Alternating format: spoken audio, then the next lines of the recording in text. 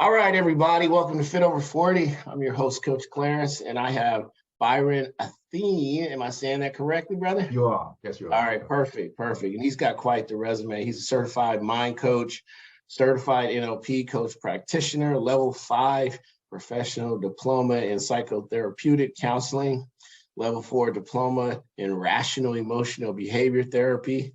That seems heavy. I want to talk about that for sure. Level 4 advanced diploma in psychotherapeutic consulting or counseling. And he has a diploma in counseling skills and theory. He's a level 2 practitioner of applied emotional freedom, EFT. I'm familiar with that, some tapping, certification in dialectical behavior therapy, and a certificate in hypnotherapy and counseling. So obviously this guy knows a few things about behavior and patterns. So how are you, man? What's going on? I'm perfect, thank you. Thanks for first of all, thanks for having me on your show. It's an honor to be here. Thank you so much. So why don't you tell the audience a little bit about yourself? Let's go from the beginning and how you got to where you are now. Okay, right. So me, in a nutshell. Okay, so I'm the youngest of three sons. Me and my three brothers. Single mum. So she raised us by herself. We all had stutters. We all had speech impediments. I'm guessing the elder brother, we're 1 year apart as well. So one year apart, so we're all very close, closely age, close interests and stuff. So I think the older brother started to stutter. The middle brother then copied him, and I copied both of them. I think that's what happened. So by 8, I was just like a sort of fully fledged stutterer, but they seem to grow out of their stutters, whereas I made mine a core part of my personality, and I didn't like myself because of it. I had the I don't know, I guess the worst kind of low self-esteem, where I just thought I was just not good. I thought I was subhuman. I couldn't even talk, kind of thing. If I can't even talk, then what can I do, kind of thing. So I carried that like for ages, so ambled through life, I guess. Then at 20, because maybe my stutter made me more introspective, so I looked more inward than outward, and because of that, I discovered something fairly remarkable that I'll share with you later on. But because I was still quite introverted, I thought about becoming a counselor then, actually. So when I was 20, so back in like 1991, but I thought, well, no, my stutter will get in the way. So I feel like a bit of a fraud helping people with their problems when I can't even help myself out of my problem. So I didn't. So I got a few safe jobs, office jobs. Then so I was working for a local authority for years, decades even. Kind of keeping myself to myself. I developed a growth mindset, and I realized that I generally had a growth mindset, but I still had a fixed mindset about my career and my speech. So I thought, well, okay, well, what career do I actually want to do? So I remembered I wanted to be a counselor way back. So I thought, well, let me start doing that. So this is around about when I was like 44 or so. So then I trained as a therapist and a mindset coach, and those other things that you just listed. And so this discovery, I thought I could possibly use this discovery in my work, because it's, when I say discovery, it's a sort of a psychological truth. But I thought, okay, I'm not even going to share my psychological truth. I'm just going to be a kind of conventional therapist and spout the things that Freud has said, or Ellis, the person who invented CBT. But because I was certified as a mindset coach as well, my coaching, I'm not sure what it's like in America, but in the UK, it's not nearly as regulated as therapy. So you're pretty much allowed to do whatever you want, pretty much. So I developed an emotions mastery program that I tried on one of my clients who transitioned from counseling to coaching. He took to it really, really well. So I thought, well, I wonder if my other kind of more conventional counseling clients would like it. So I spoke to my supervisor, and I asked her, well, am I allowed to do my own stuff? And she said, well, yeah, as long as you do it safely, ethically. So I said, okay, well, then obviously I will. So I introduced my own theories into my work, and I've now developed my own therapeutic approach, which is what I'm using. I see. Okay, where'd you go to school? I went to school. How well do you know? Do you know London? I know London where it is. No, it's in England. So you might name some street and I won't know where it is. No, I went to school in South London. That's Okay. pretty much where I grew up, South London. South London. Okay, very cool. So I actually used to stutter a long time ago. Oh, really? And occasionally, if I get super excited, I still will do it a little bit. I just really, for me, it was just nervous, a little bit bashful sometimes. Yeah. And the words are there and they're trying to come out too fast. And then next thing you know, so I actually got into music and I had to learn how to rap. So I had to get over that pretty quick. Okay. Yeah, really, it was just a defense mechanism for being shy. Yeah. Well, I used to rap as well, and weirdly enough, I never even vaguely stuttered when I rapped. Right. Because of the breathing and the rhythm, but talking, no, it was definitely firmness. Yeah, awesome. All right, so I'm going to kind of go over some of the things that you teach and kind of talk me through what exactly they mean. So tell me, because these were exciting when I was looking at them. Okay. What is the generative mindset? Generative mindset. Well, that's the coaching program I developed when I started practicing as a life coach, because I guess the world is pretty much now saturated with life coaches. So I thought, okay, well, how can I do something different?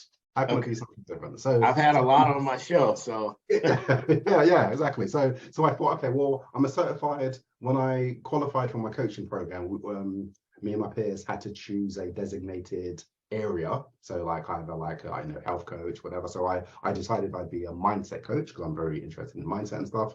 And so I thought, well, I can't just be a mindset coach. So then I developed something called a generative mindset program, where I'll teach someone how to have a growth mindset, but I'll also bolt on 9 other philosophical ideas. So I'd like teach them how to have a super brain, kind of. Oh, wow. Okay. What do you think just in the world right now is one of the biggest challenges to people's getting better mindsets about things in life? Biggest challenge is, well,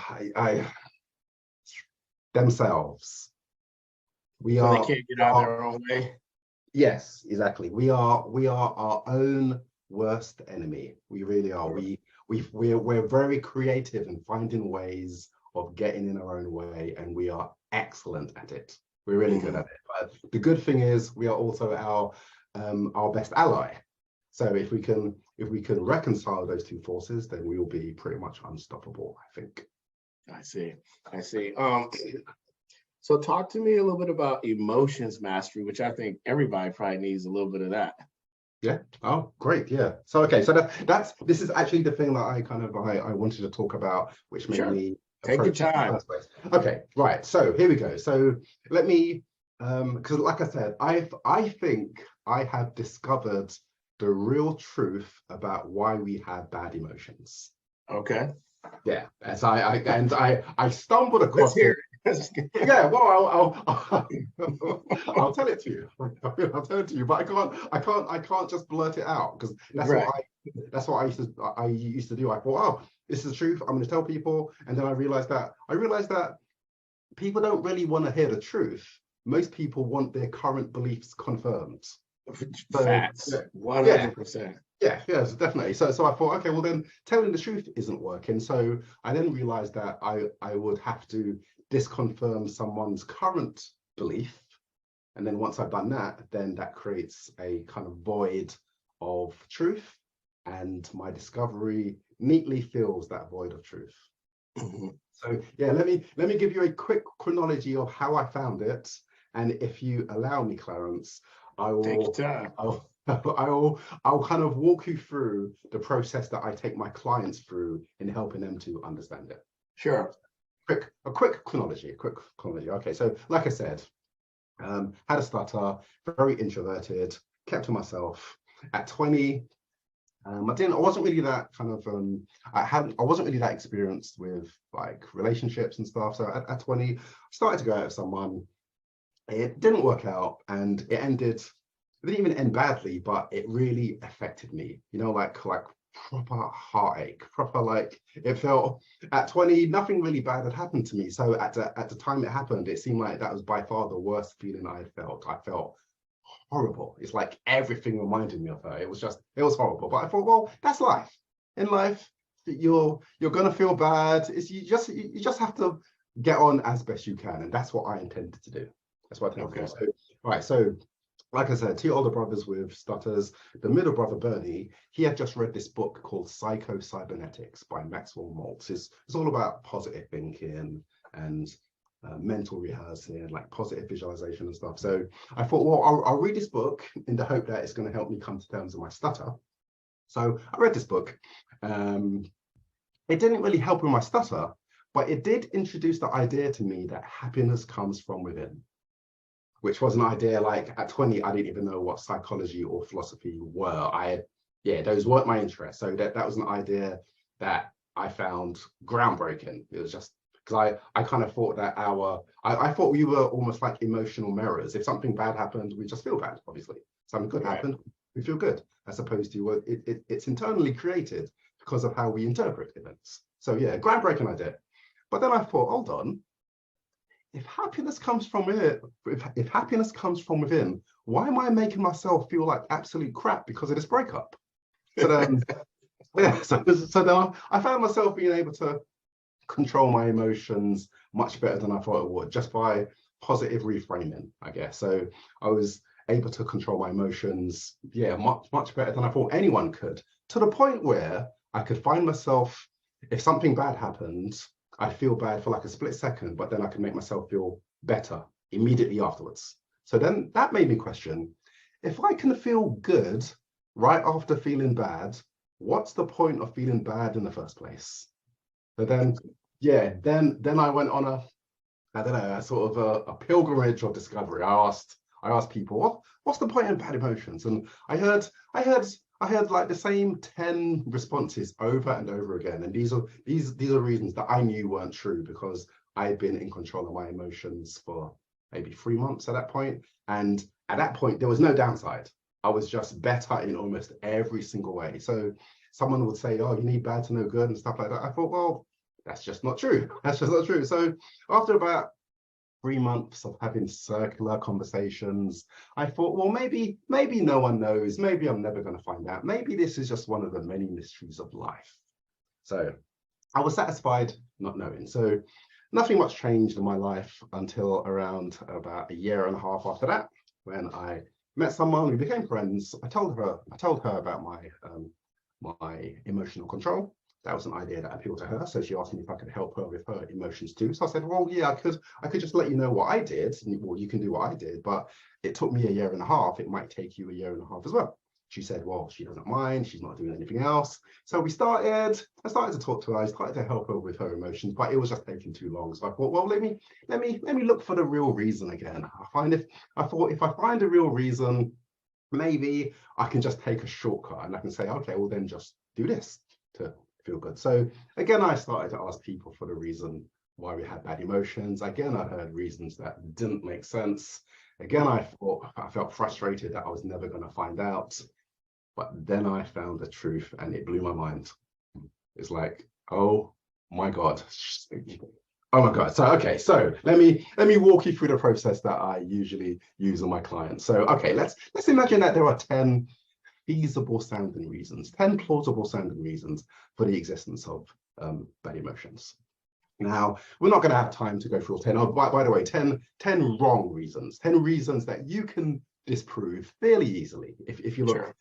If you look at from a certain perspective, you can just disprove these ideas. So we're not going to have time to go through all 10. So I usually say, if I can disprove the 3 that make the most sense, does it make sense that I could disprove the 7 that doesn't make as much sense? And they usually say yes. So okay, so three reasons. So I'm gonna go through them. I'm gonna tell you what the reason is. I'm gonna give you the opportunity to try to disprove it, or I'll give you the opportunity to say whether you believe it or not. And you might. I mean, these are 3 reasons that they all make sense. They all make sense. So if you don't want to disprove it, if you think it makes sense, I'll make it clear that means you're part of one group, but there are at least two other groups who can immediately disprove it for two completely different reasons, therefore indicating it's probably not true. Because if it were true, then we'd be all part of the same group of believers. So after we've disproved the top three, I'll then go over a few other feasible sounding theories, just so you think, or just so that you know I'm not sort of like leaving anything out. I'll then show you a fourth theory. I'll tell you what the theory is. I'll give you the opportunity to try to disprove it, and I don't think you'll be able to. Okay. Right. Okay. So let's go. Right. So theory number one. Theory number one. I call this the contrast theory, and it's this. People think that we have bad emotions because if we didn't, the good emotions wouldn't be as good. What do you think? So you think people think that they have bad emotions because the good ones wouldn't be as good? Yeah, without them. I think there's some truth in that, 100%, yeah. Okay. So if I feel bad today, feeling good is going to be so much better. I feel like if I'm having a bad day, having a good day is going to be better. So yeah, I mean, I think that's just how we're conditioned. Yeah, well, yeah, that's true too. Okay, so right, so you're in group one. So someone in group one can enjoy a sunny day more because they compare that sunny day to a rainy day. Sure. So someone in group one wouldn't want to live somewhere where it's sunny all the time because they think, well, they'd be bored. They would need that bad weather as a counterpoint. I'm in Arizona, man. It's 120 in the summer, so it's sunny all the time. Fair enough. Okay, so that's group one. That's group one. So someone in group two doesn't need to think of a rainy day to enjoy a sunny day. They can just enjoy a sunny day. So someone in group two can just happily live in a place where it's sunny all the time. They wouldn't need that bad weather to sort of to be a counterpoint and help them enjoy it. So that disproves the theory that you need a contrast to be there to enjoy. Someone in group three, they enjoy things less because of the contrast. So someone in group three thinks, well, what's the point of being happy on a sunny day when it's just going to rain tomorrow? Yeah. Sadly enough, but to each their own, I guess. So hopefully that disproves the theory that you need a contrast, because someone in group one says the contrast has to be there. Someone in group two says the contrast doesn't have to be there. Someone in group three says they enjoy things less because of the contrast. Okay. So theory two. Okay, this one I call the usefulness theory. So people think bad emotions are there, or bad emotions exist, because in certain situations they are more useful than good emotions. So for example, some people think that they are better motivated by their bad emotions. If they're in a situation that they don't like, if they're feeling good, they feel like they might not be motivated to do something about it. But if they're in a situation that they don't like, if they feel bad, they'll be more motivated to do something about it. What do you think? I would agree with that for sure. I think a lot of people make decisions based off how they're feeling versus versus what's logical or what's going to be the right thing to do. Because feelings, I think, sometimes are easier to latch onto versus taking the time to find what's the more practical solution. Yeah, for sure. Yeah. So, but you just said something very interesting, because you just highlighted the fact that although some bad emotions are useful, that doesn't necessarily mean that they are the most useful. Sure. Yeah. Okay. So for example, so someone in group one, they can think about doing something kind of crappy to someone else. They feel guilt or shame, and then they don't do the thing because they don't want to do it. They don't want to feel bad. So you could say that their bad emotion has successfully motivated them into that better behavior. So someone in group two, they can think about doing something crappy to someone else. They feel guilt or shame, but they do the thing anyway, which proves that the guilt wasn't a successful motivation, because here they are feeling guilty, but still engaging in an unsavory act. Yeah. Someone in group three, they will do the better thing because of their good feelings rather than not doing the bad thing because of the bad feelings, if that makes sense. So, sure. Yeah. So do you know the whole stick versus carrot motivation model? I've heard different versions of that.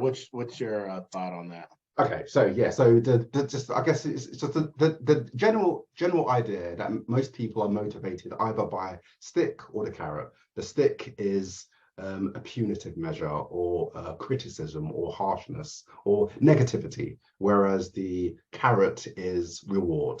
So someone in group one thinks the stick is the best form of motivation, but someone in group three says the carrot is the best form of motivation. And I think it's generally accepted now that carrots motivate people better than sticks. Sure. Yeah, pretty much. Yeah. But that's just motivation, because people say, well, what about anger? Anger, you can use anger. You can use anger. Yeah, you can use anger as motivation. Yeah, exactly. You can use anger if you think someone's acting in a way that you don't want them to act. If you get angry, they can possibly stop. So Sure. in that way, anger is useful. But is anger the best thing to do? Because anger is often met with anger. So you might just be elevating or escalating a situation as opposed to being a bit more persuasive or negotiating. So yeah. I think no matter what the situation is, if you think the bad emotion will get a good result, I think a good emotion would get a better result. I think the only one that can be debated in my mind is fear. I think fear does have a purpose of, if you're fearful, you might be in a dangerous, risky situation. Your fear might motivate you to remove yourself from the situation. Sure. Yeah, but I think even then that could be debated, because sometimes you could be paralyzed by fear. Sure. Yeah, exactly. So that means because you're fearful, you've now put yourself in even more danger. So I think it could be debated that you could be in a dangerous situation, be relaxed, and if you're relaxed, you're thinking straight, you're much more likely to do what you need to do to get yourself out of that situation better. So how do you find out where someone is? Do you have like a process that you go through? Or is it just a general conversation like we're having, when do you just kind of pick up on things they're saying? Yes, well, I guess general conversation sometimes. But remember, I'm talking about like client work. So I'm usually talking to clients who want to do better, and I say, okay, well, you could do better by understanding this, and this is my way of helping them to understand this. I see. Okay, so the third theory. This is the last main theory. Then this one's going to be harder to disprove. I think this one sounds the most sensible out of all of them. So okay, here we go. Theory 3 is called the inevitability theory, which is bad emotions are just bound to happen. They're written into our DNA. They're inescapable, unavoidable, which means if you go through a bad event and you don't feel bad, you are either lying to yourself or you're suppressing the bad emotion. And on a side note, that could mean that bad emotion is going to come up at another way, or another negative emotion is going to come up at another time in another way, potentially. What do you think? That's, to me, just his mindset. I mean, yes, you are going to have emotions that are written into your DNA that are just always going to be there. Maybe something triggers that. I think if you're growing and you have a growth mindset, you recognize when those triggers get to hit, and then you go, okay, wait a minute, this normally makes me upset, or this normally makes me happy. If it makes me happy, I'll stick with it. But if it makes me angry and I do something bad when I'm angry, I have to recognize that. So I 100% agree with that. It's just being attuned to where you are. You make a good point. I think if someone has a growth mindset, it's more likely that they're going to have a more rational view on their emotions and how they respond to things. Even if they think it might be difficult to change, their growth mindset will enable them to think, well, change is possible, and so what do I need to do to change? Okay, so, but yeah, here's how I disprove the theory that bad emotions are inevitable. Because I think it's just a matter of interpretation. It depends on how you interpret an event. Okay, so there's 3 people who work on a project. The project's over, they get feedback. The feedback isn't entirely glowing, so it sounds quite negative. So person 1, who represents group 1, they feel angry, they feel attacked. But because it's the line manager giving the feedback, they feel unable to express their anger. So they think, well, Okay, you know what? Let me not. Let me just go home. Let me try and be okay with it. But then when they go home, they just find themselves being aggressive or whatever at their partner or their kids or their pet or their friends. That does happen. Maybe most people would respond in that way. There's a word for it: displacement. Displacement. So there's a lot of displaced anger in the world today, where people are angry at one thing, and because they are unable to express that anger, I think for whatever reason, they find a more safer, a more accessible target, and then they vent. So that's group one. So, but group two, the person in group two just doesn't care. The person in group two thinks, oh, life's too short for me to care about what my line manager says about my work. Life's too short. This is just work. It's not that important to me. They're not lying. They're not suppressing any emotion. There's no bad emotion to suppress. So person three, they initially respond like person one, so that they become angry at first, but then they realize that actually the feedback was constructive, and they could take this constructive feedback on board and become a better employee because of it. So person three is the one who's able to reframe it, which proves that you're not sort of necessarily going to definitely respond angry, and even if you do, you can reframe it and change your emotional response. I see. But even if that theory was true, as a theory, it's unhelpful because it doesn't explain why. A good theory will explain how, what, and why, pretty much. So I might as well have said to you, having bad emotions are bound to happen because, and then left it blank. So it's unhelpful. Theory 4 explains why. So after the small discussion we're going to have about theory 4, if I remember, I'll swing back round to theory 3 and I'll fill in the blank for you. I see. Okay. So hopefully those 3 main theories have been adequately disproved. Hopefully. Right. Okay. So I'll briefly go over 3 other theories that I've heard often. So there's a psychopath theory. People say, well, you've got to feel bad because if you don't, you'd be a psychopath. Well, I think to me, that's a misunderstanding of what a psychopath is, because that implies that psychopaths don't feel bad about anything. And of course they do. They just don't feel bad about the things that society say they should feel bad about. Right. Yeah. That's a great way to... Yeah, that's true, isn't it? I mean, if they didn't feel bad about anything, they'd possibly be the happiest people on the planet. And of course they are not. So there's a similar argument. There's a robot argument. People say, well, you need to feel bad because if you don't, you would be a robot. Well, I think the way we're using our emotions now is robotic, because we're not thinking about how to respond usually, or a lot of people don't. They just reflexively respond. I think I'm saying, if you consider how you should respond in a situation and then choose, you would be less robotic, not more robotic. Okay, so the last one is the empathy argument. Kind of similar to the psychopath one, I guess, but someone says you need to feel bad because if you didn't, you wouldn't have empathy. Yeah, which again, that to me is a misinterpretation of empathy. That if someone says that, I think it's clear they're mistaking empathy with sympathy. Sympathy means feeling sorry or bad for someone. Empathy means understanding how someone feels. So if you want to be sympathetic, you need to feel bad, because that's what the word means. But you don't need to feel bad to understand that someone else is feeling bad. Sure. Yeah. Okay, here we go. So theory number 4. Are you ready? Yes.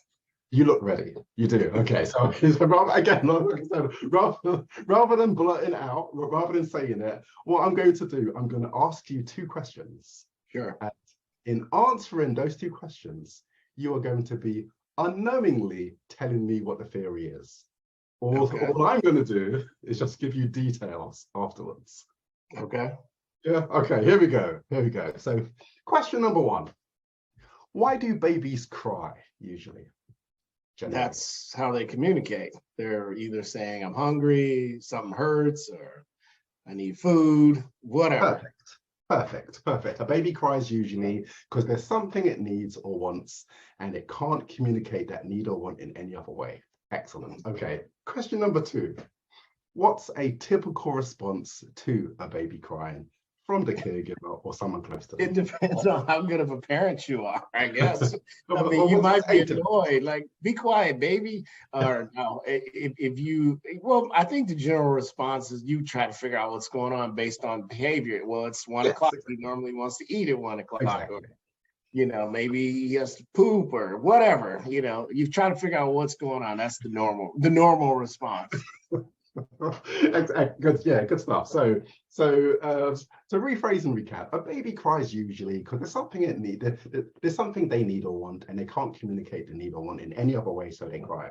A typical response from a caregiver or someone close to them is that they tend to the baby, they find out what's wrong, and then they give the baby what they need or want. Agreed? Agreed. Here we go. Theory number 4 is called the baby theory, and it makes clear that the only reason why adults still feel bad is that we needed to feel bad as babies to alert someone that there was something wrong in our environment, and we haven't been made aware of the process, so we are still running that process. So let's imagine that ideally a baby is in a state of equilibrium or balance. They have everything they need. They've got the right amount of food in them, the temperature's within the right range, and that feels good. Now, when there's even one, so all the needs are being met. When there's even one unmet need, so there's a problem with the food, there's a problem with the temperature, that triggers a state of disequilibrium or imbalance, and that doesn't feel good. And because a baby can't say, "Oi, I'm hungry, can you turn the temperature up and down, please?" The only thing the baby can do is crudely express the fact that there's something wrong by crying in the hope that someone comes along, identify the need that's not being met, meet it, and that returns the baby to a state of equilibrium again. Now, a baby uses that process to ensure their needs are met as quickly as possible, and it works more times than not.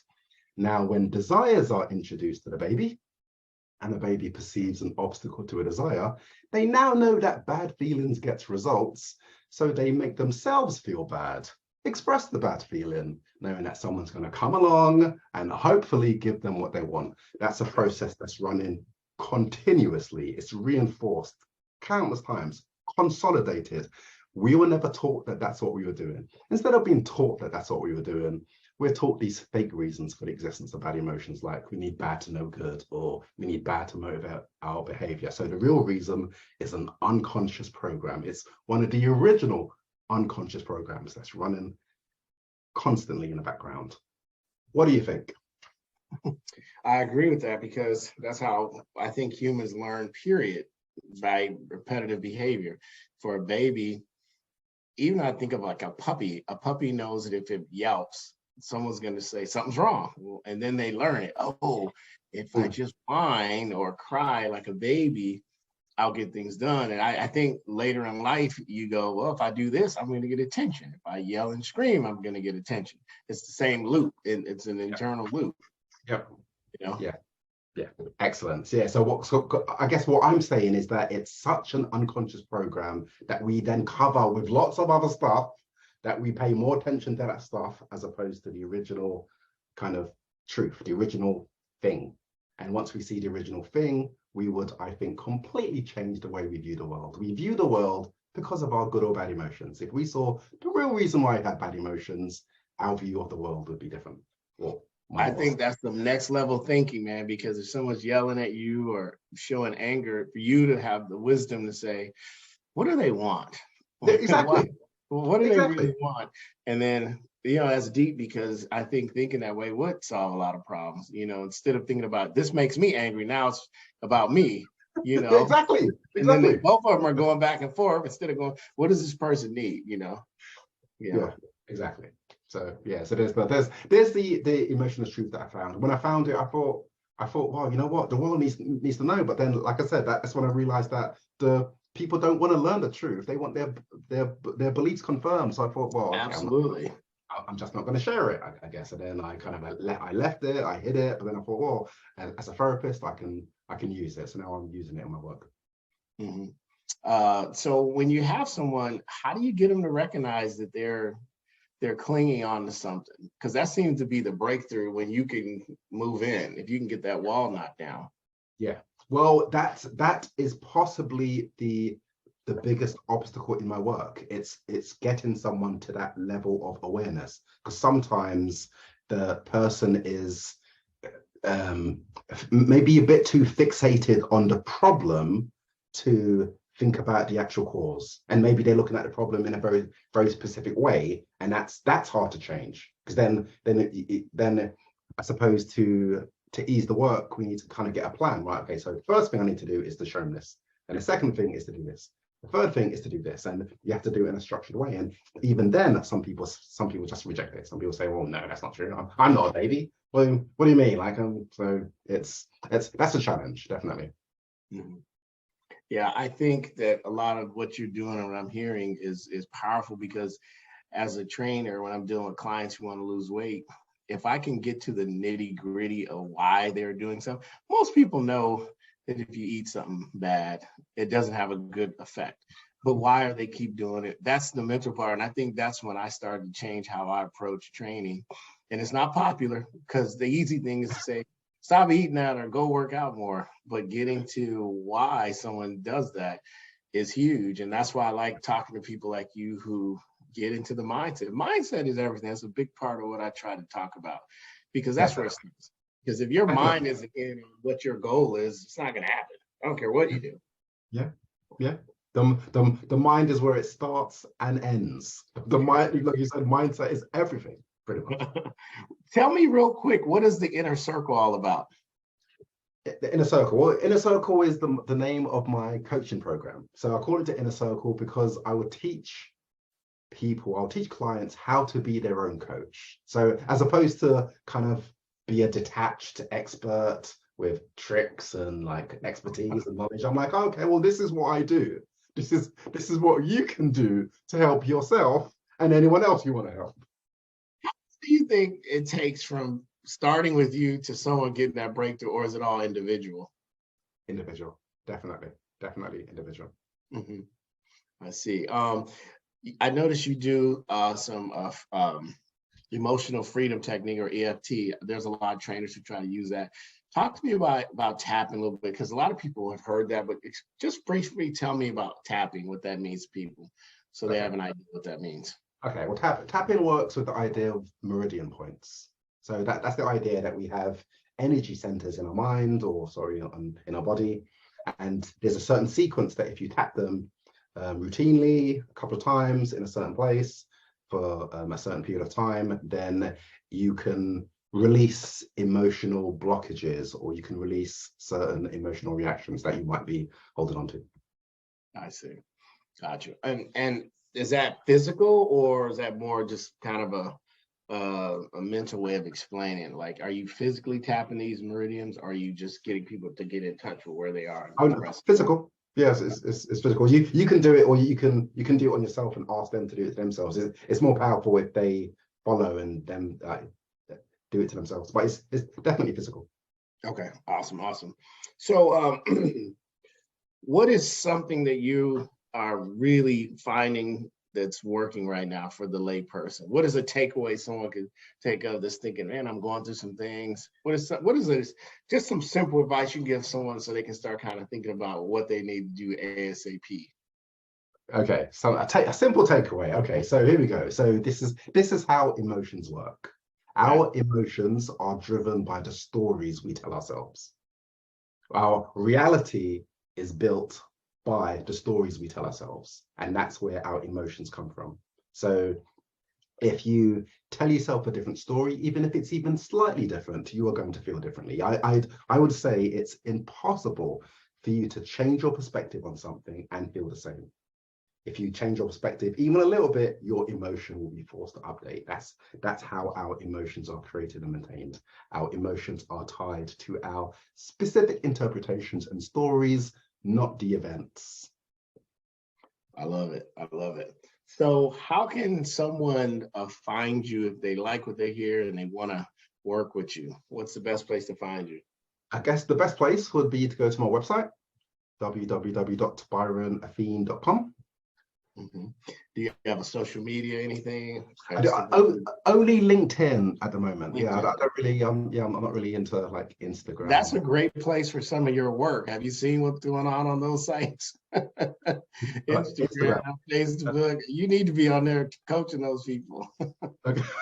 because there's a lot of confusion and not being aware of your reality on those social media sites. Yeah. Well, maybe that is something that I could think about kind of exploring No, more. you seem like you want to deal with people that are serious. I think you need to be at a place before you receive what you're teaching, or it doesn't work. That's what Yeah, I feel. well, I guess. Yeah. Pretty much. That makes sense. Cool. Well, Byron, I appreciate you coming on and sharing a little bit of your knowledge. This is great, and we'll probably have you back sometime in the future and see what else you're doing, what else you're up to. Please do. It was great. And real quick, I always like to ask people what their goals are for the year. So we're still kind of new in this year. It's only March. What are your professional and personal goals for this year? To appear in many podcasts as possible. That's pretty easy to do. Make yourself, because because you're in London and I'm way in Phoenix, and everyone listens all over the world. So you never know who's going to resonate with your message. That's true. So that's a business goal. What's your personal goal? Personal goal. To exist. What does that mean? Because you're already existing. Are you existing with purpose? Or are you just, I don't know if they had this in London. When we were kids, we had popsicle sticks, and when we were younger, we'd race them down the streams that would go down the curves. And I always tell people, a lot of people are popsicle sticks. They're just going with it, wherever the wind takes them. That's existing, but then there's existing with purpose. So are you existing with purpose, or are you just a popsicle stick?